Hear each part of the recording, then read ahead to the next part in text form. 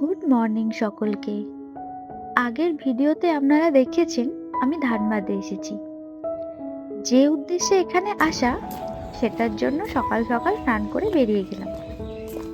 গাড়িও এসে হাজির আমাদের জন্য। Thank you. আর আমরা এখান থেকে যাচ্ছি সেই কমিউনিটি হলে যেখানে আজ ডান্স কম্পিটিশনের আয়োজন হয়েছে। আগের ভিডিওতে বলেছিলাম আমি এবার ডান্স কম্পিটিশনে পার্টিসিপেট করতে আসিনি। তাহলে কি জন্য এখানে এলাম? হ্যাঁ, আমি অ্যাজ আ জাজ পার্টিসিপেট করছি। আর এটা আমার জীবনের এক গুরুত্বপূর্ণ দিন। জানি না ভবিষ্যতে কতদূর কি করতে পারবো, কিন্তু এত তাড়াতাড়িও এই জায়গাটাতে পৌঁছাতে পারবো সেটা ভাবতে পারিনি। যখন আমি ওনাদের ইনভিটেশন লেটারটা পাই আমি বিশ্বাসই করতে পারিনি। পড়ার পরও খুব একটা বিশ্বাস হচ্ছিল না। পরে আমি আমার এক বন্ধুকে পাঠাই এবং তাকে বলি এটা কি সত্যি? তখন সে দেখে বলেছিল গভর্নমেন্ট রেজিস্ট্রেশন যখন আছে তখন নিশ্চয়ই সত্যি।